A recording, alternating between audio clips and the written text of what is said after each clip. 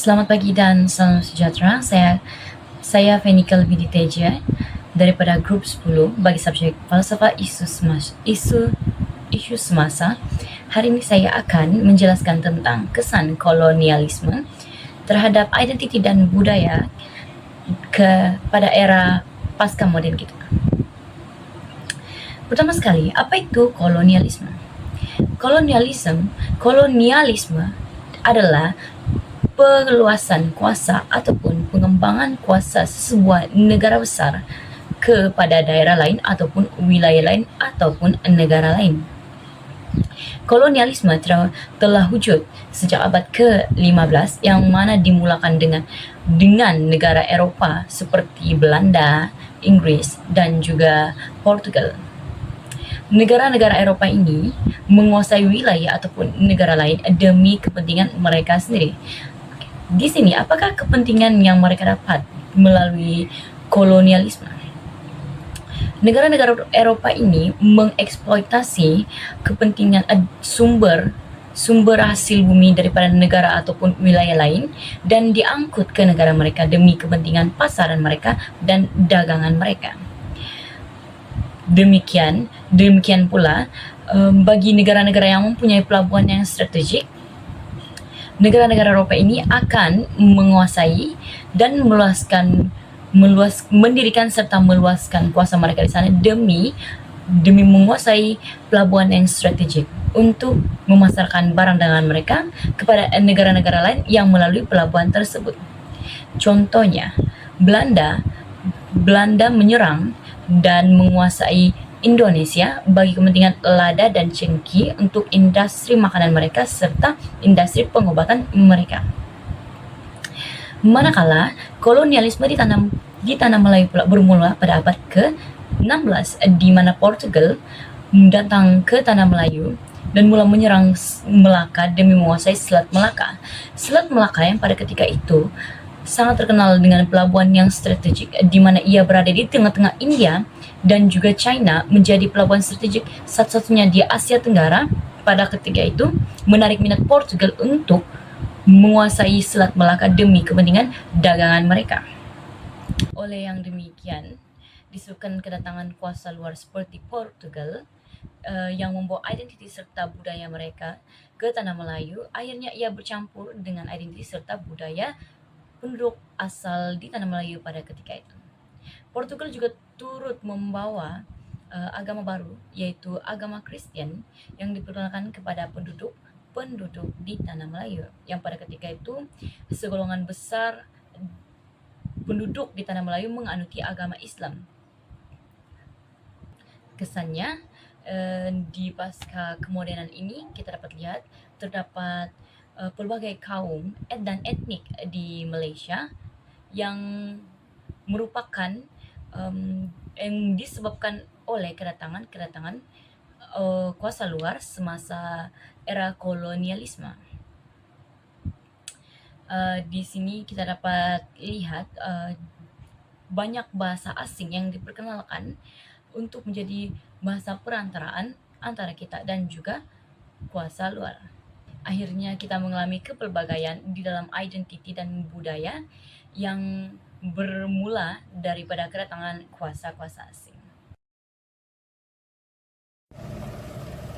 Kemudiannya, kita akan membincangkan tentang konsep kolonialisme dan era pasca modern.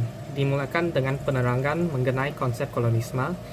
Kolonialisme merujuk kepada kaedah utama yang digunakan oleh kuasa-kuasa besar untuk menguasai wilayah dan sumber alam untuk kepentingan politik dan ekonominya. Kolonialisme bukan sahaja mengubah cara hidup penduduk tempatan, tapi juga mempengaruhi landscape, ekonomi, dan budaya masyarakat yang dijajah. Terdapat dua cara utama kolonialisme, yaitu penaklukan dan penghijrahan. Penaklukan ialah menggunakan kekuatan tentera untuk menguasai wilayah secara paksa. Ini biasanya melibatkan peperangan dan konflik untuk menaklukkan tanah baru. Manakala penghijrahan ialah perpindahan penduduk dari negara penjajah ke kawasan yang belum diterokai.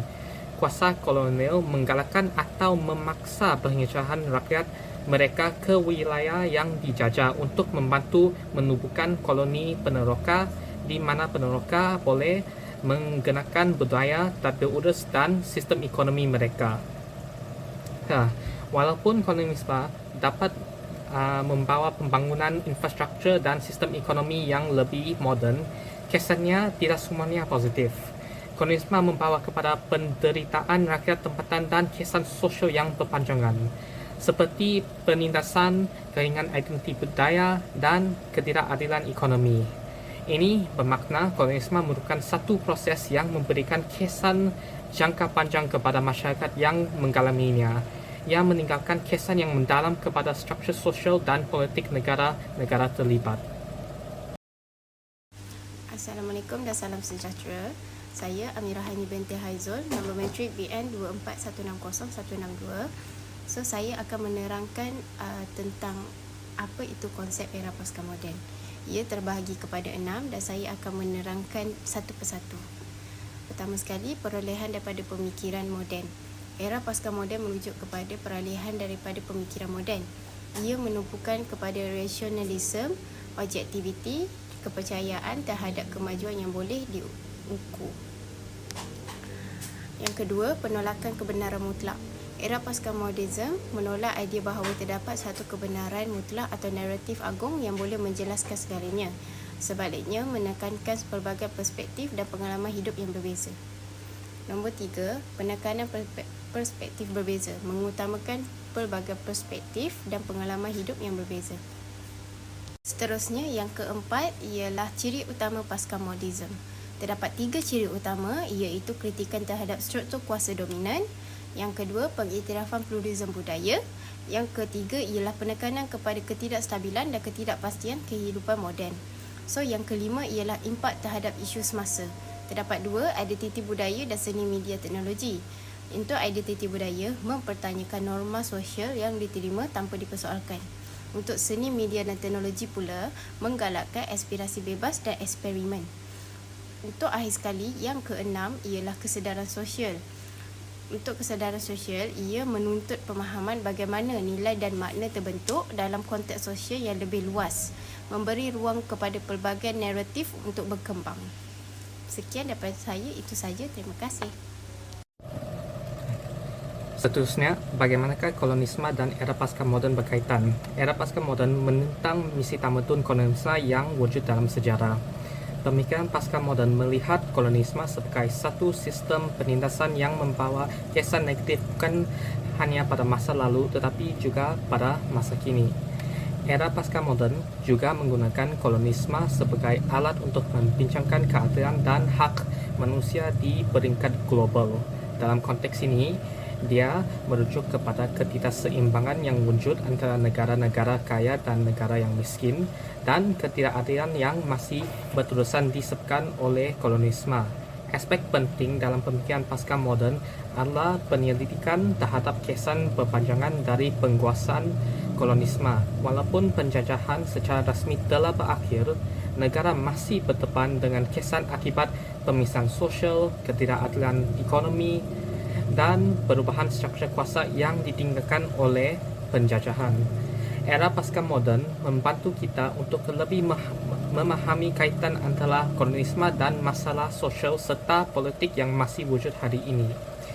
Pemikiran pasca moden memberi kita perspektif untuk melihat bagaimanakah kolonialisme bukan sekadar masa lalu tetapi sesuatu yang masih memberi impak kepada zaman yang moden ini.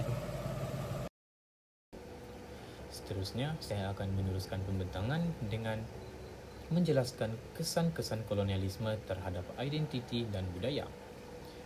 Antara kesan-kesan kolonialisme terhadap identiti dan budaya adalah penyingkiran identiti tradisional. Hal ini dapat dilihat terutamanya melalui dasar-dasar penjajah yang menekankan dominasi budaya mereka. Sebagai contoh, penggunaan bahasa Inggeris atau Perancis dalam pentadbiran, pendidikan dan perdagangan telah membawa kepada kemerosotan bahasa-bahasa tempatan kita. Selain daripada itu, krisis identiti juga berlaku apabila penjajah memaksakan stereotip terhadap masyarakat setempat. Misalnya, dalam konteks Arab pasca kolonial, wacana penjajah sering menggambarkan budaya tempatan sebagai mundur dan memerlukan intervensi barat untuk beradab. Tanggapan ini memberi kesan panjang terhadap cara masyarakat Arab melihat diri mereka sendiri hingga menimbulkan dilema antara mempertahankan tradisi atau menerima modernitas. Seterusnya, kolonialisme juga memaparkan konflik budaya. Kolonialisme memperkenalkan unsur budaya baharu yang mengasimilasi dengan budaya-budaya tempatan. Sebagai contoh, dalam seni, dalam muzik dan sastra tempatan. Contoh-contoh yang disebut sebentar tadi sering diserap dan diubah oleh penjajah untuk memenuhi kehendak mereka. Dengan itu, ini melahirkan karya-karya drama pasca kolonial di Malaysia seperti The Cord oleh K.S. Maniam atau Jalan Sekerat Pulau Pinang oleh Gulam Sarwar Yusof yang memaparkan konflik budaya tersebut. Dalam pada itu, kolonialisme juga mengubah struktur masyarakat Malaysia. Pengenalan kepada sistem sosial yang berdasarkan etnik. British, sebagai contoh, membawa buruh asing dari China dan India untuk bekerja di Lombok Timah dan Ladang Getah. Akibatnya, masyarakat China dan India hidup dalam komuniti yang terpisah dari kebanyakan orang Melayu yang berada di kawasan luar bandar. Ini menimbulkan perselisihan faham antara kaum. Selain itu, kolonialisme juga mengubah ekonomi Malaysia dengan memperkenalkan sistem ekonomi berdasarkan ekspor. Mereka mewujudkan ekonomi yang bergantung kepada ekspor bahan mentah dan ia juga sering diserap dan diubah untuk memenuhi kehendak penjajah. Ekonomi tradisional yang lebih bersifat lengkap dan bersepadu semakin terpinggirkan. Di samping itu, sistem pendidikan moden juga diperkenalkan. Sistem ini lebih cenderung untuk melahirkan tenaga kerja untuk memenuhi ekonomi kolonial. Misalnya, pendidikan bahasa Inggris semakin berkembang dan ini menyebabkan generasi muda lebih cenderung untuk mengamalkan budaya dan nilai-nilai barat. Ini menyebabkan bahasa dan budaya tempatan berada dalam ancaman kepupusan. Seterusnya adalah pengenalan kepada konsep modernasi dan kemajuan yang menjadikan budaya tradisional dianggap sebagai primitif. Penjajah berusaha dalam menghapuskan elemen-elemen budaya tempatan yang dianggap tidak berguna. Sebagai contoh, dalam seni bina tempatan dan bahasa Melayu. Seterusnya, terdapat juga pencampuran budaya yang memperkayakan budaya tempatan. Okey, sekarang saya akan membincangkan tentang topik yang sangat relevan dalam konteks dunia pasca kolonial ini, iaitu kolonialisme dalam era pasca moden. Walaupun negara-negara bekas jajahan telah merdeka, pengaruh penjajahan masih wujud dalam pelbagai bentuk, terutamanya melalui neo-kolonialisme yang melibatkan aspek ekonomi, politik dan juga budaya. Saya akan menerangkan bagaimana kesan ini terus memberi impak kepada negara-negara bekas jajahan, khususnya dalam konteks globalisasi dan pengaruh budaya luar. Okey, seperti yang kita tahu, kolonialisme merujuk kepada sistem pemerintahan dan eksploitasi yang dijalankan oleh kuasa besar terhadap negara-negara yang lebih lemah.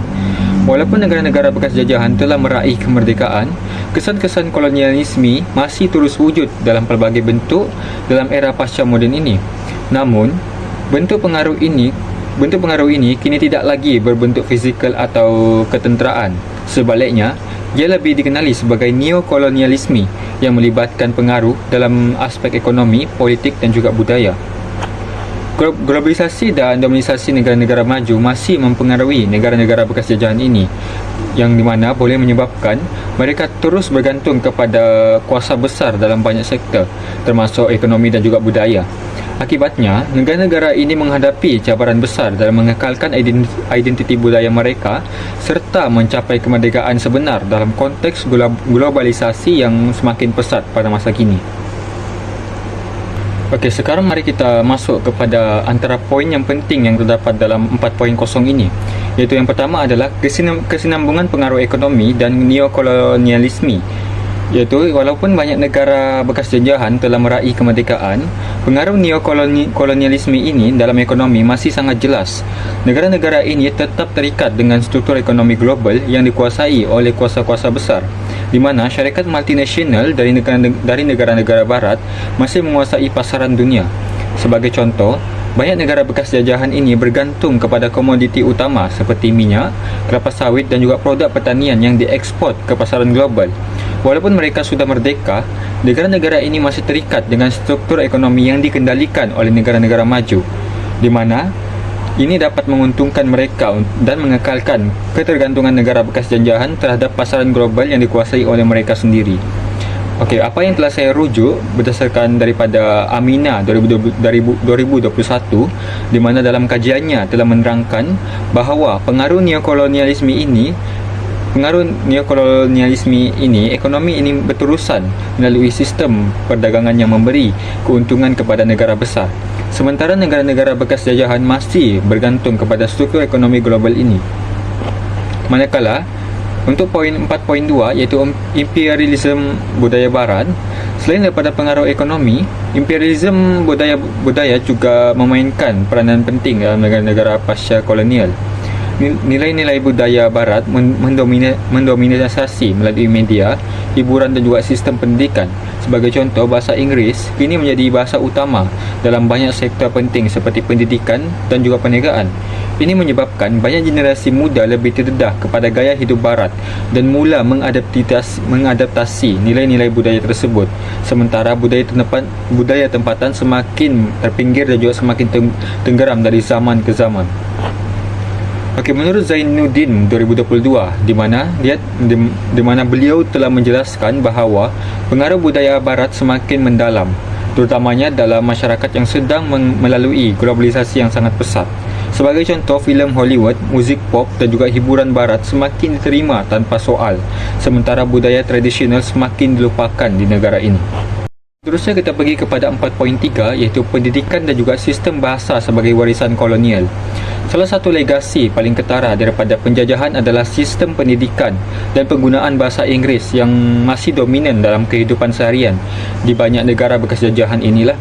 Okey, menurut Farah 2023, di mana beliau telah pun menunjukkan bahawa sistem pendidikan yang dibentuk semasa penjajahan masih memberikan kesan kepada negara-negara pasca kolonial. Di banyak institusi pengajian tinggi, pengajaran dan pembelajaran masih dijalankan dalam bahasa Inggeris, tetapi tidak sepenuhnya, di mana terdapat sebahagian mata pelajaran ataupun subjek masih menggunakan bahasa Inggeris sebagai bahasa pengantar utama bagi subjek tersebut, di mana yang menjadikannya bahasa utama dalam sektor pendidikan dan pekerjaan. Walaupun negara-negara ini telah merdeka, bahasa Inggeris masih menjadi simbol kekuatan penjajah. Ini menimbulkan cabaran besar kepada mereka yang tidak menguasai bahasa tersebut, iaitu bahasa Inggeris tersebut, dan juga ini akan mempengaruhi peluang mereka dalam sektor pendidikan dan juga pekerjaan. Keadaan ini juga memberi kesan kepada identiti kebudayaan generasi muda yang semakin bergantung kepada budaya asing. Okey, kita pergi kepada poin 4.4 iaitu neokolonialisme dalam politik dan dasar luar.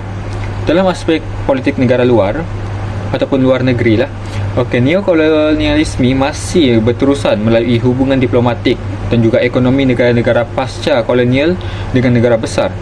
Negara-negara ini sering terikat dengan negara-negara besar melalui perjanjian perdagangan dan juga kerjasama ekonomi, di mana hal ini yang sering menguntungkan negara besar dan juga memperkukuh cengkaman mereka terhadap negara-negara yang baru merdeka ini.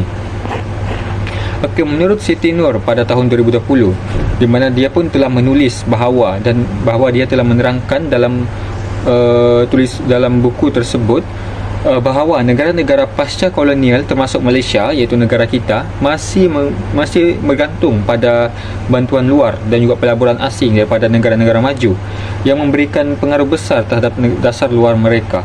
Kebergantungan ini mencerminkan bahawa neokolonialisme dalam politik luar terus wujud dan juga menghalang negara-negara ini termasuk Malaysia daripada mencapai kebebasan politik sebenar.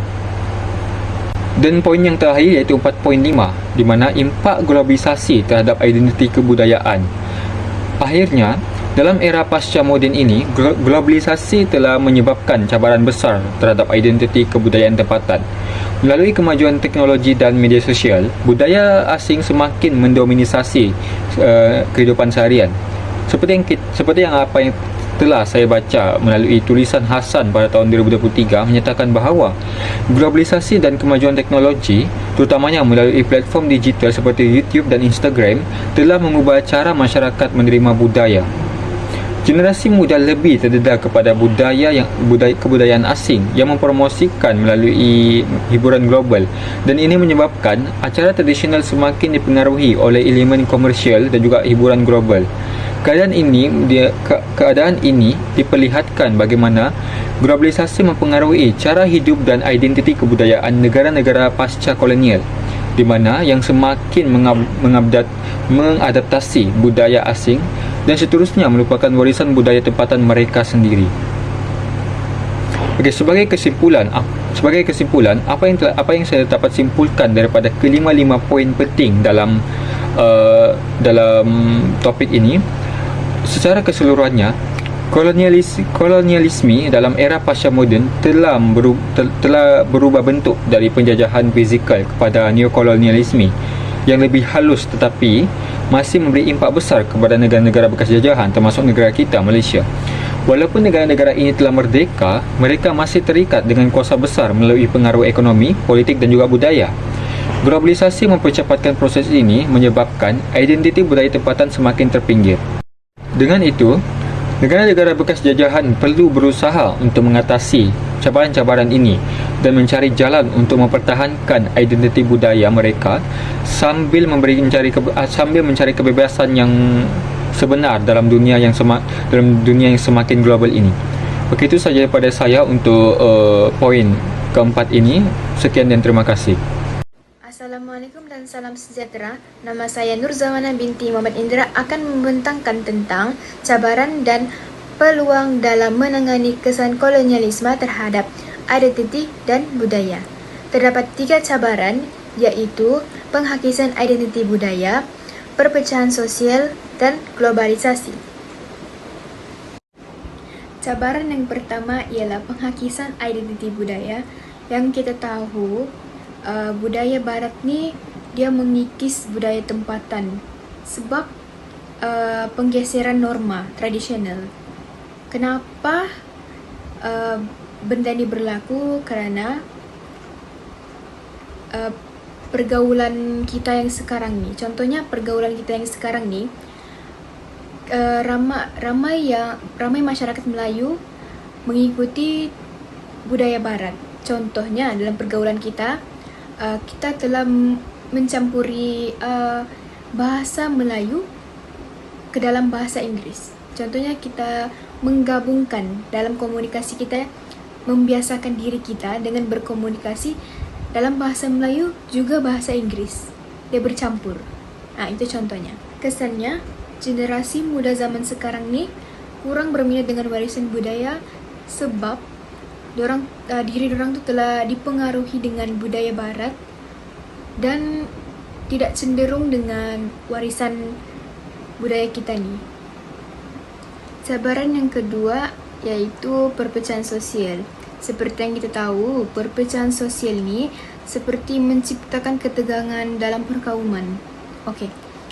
Sebagai contoh, dasar pecah perintah iaitu penjajah ni, dorang telah menguasai ataupun dorang berjaya campur tangan dalam kuasa pembesar Melayu, iaitu dorang memasuki politik Melayu supaya dorang dapat menguasai budaya tempatan kita. Oleh itu, masyarakat berbilang etnik di Malaysia ni sukar untuk berintegrasi secara harmoni. Kesan daripada ini, sentimen perkauman yang tinggi masih wujud, tapi usaha untuk membina identiti nasional yang bersatu semakin sukar. Cabaran yang terakhir iaitu globalisasi. Arus globalisasi ni membawa penyerapan budaya luar yang lebih dominan dan seringkali menenggelamkan budaya tempatan. Sebagai contoh, masyarakat individu ini mempunyai krisis identiti yang lebih cenderung untuk memperkenalkan dirinya dalam budaya asing. Mengapa tindakan ini berlaku? Kerana untuk melihatkan dirinya tu lebih menarik dan relevan. Jelaslah bahawa proses asimilasi dan akulturasi berlaku apabila masyarakat menerima unsur-unsur budaya asing tanpa mempertahankan identiti asal mereka. Hai dan Assalamualaikum, nama saya Nur Fatia binti Muhammad Afandi, memegang kad matrik bernombor BN 24160146. Seterusnya, bagi cabaran dan peluang dalam menangani kesan kolonialisme pada identiti dan budaya. Saya akan menerangkan tentang peluang dalam menangani kesan kolonialisme pada identiti dan budaya. Yang pertama, pemerkasan pendidikan dan penyelidikan sejarah. Bukti yang dapat kita nampak membentuk pemahaman generasi muda tentang sejarah dan kesan kolonialisme, dan kesannya adalah rakyat boleh memahami bagaimana kolonialisme membentuk identiti mereka dan bagaimana mereka bangkit kembali dengan memasukkan kajian sejarah pasca kolonial ke dalam kurikulum. Penyelidikan akademik dan kajian lapangan adalah penting untuk menghasilkan naratif sejarah negara yang lebih jujur dan adil. Dan yang kedua, reformasi sistem sosial dan politik membuktikan ia dapat membentuk undang-undang yang mengutamakan hak asasi manusia, kesaksamaan jantina dan hak kumpulan minoriti. Dan kesannya adalah memperbaiki struktur sosial dan politik yang diwariskan daripada penjajahan, serta membangunkan identiti sosial yang lebih seimbang dan inklusif boleh dibantu oleh proses ini. Kesimpulannya, mengatasi kesan kolonialisme terhadap identiti dan budaya memerlukan usaha kolektif daripada pelbagai pihak seperti pemerintah, masyarakat dan individu. Negara-negara pasca kolonial boleh memperkuatkan identiti mereka, memulihkan budaya yang hilang dan membina masa depan yang lebih baik dan berdaya saing dengan memanfaatkan peluang ini. Saya Amanina Syahira binti Abdul Rahman memegang kad matriks BN 24160163. Secara garis besar dapat disimpulkan bahawa kolonialisme memberi kesan negatif seiring dengan kesan positif terhadap identiti, budaya dan masyarakat pada era pasca moden ini. Sesebuah perubahan harus mengorbankan beberapa hal tidak kira dalam bentuk apapun kerana perubahan berpotensi membawa kesan yang baik.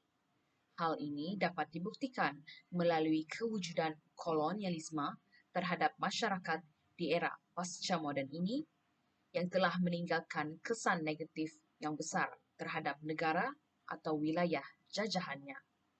Kolonialisme telah menghapuskan beberapa budaya tempatan dari berbagai segi termasuk penggunaan bahasa, etika, elemen warisan dan identiti sesebuah masyarakat atau budaya yang telah dipadam dengan alasan misi tamadun pemodenan.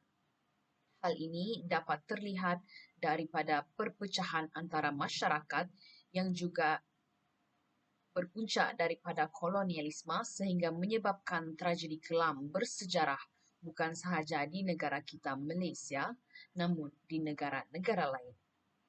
Bahkan, generasi era pasca moden telah hilang identiti bangsa dalam diri dan kini sudah semakin jelas terlihat melalui globalisasi yang memudahkan lagi penyerapan budaya luar dan semakin memudarkan identiti bangsa dan budaya sesebuah negara dan wilayah. Namun, seiring dengan itu, kolonialisme juga membawa kesan positif yang signifikan terhadap negara atau wilayah jajahannya.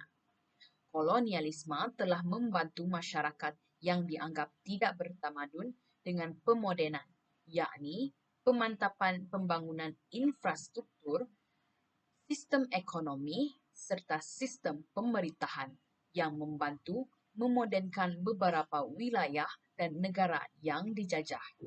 Kesan positif ini memberi kesan berpanjangan yang masih dapat dilihat, dirasai serta diguna pakai dalam pelbagai aspek kehidupan masyarakat sehingga ke hari ini. Hal ini menunjukkan bagaimana penjajahan masih boleh mempengaruhi pemikiran dan kehidupan masyarakat. Sekian, terima kasih.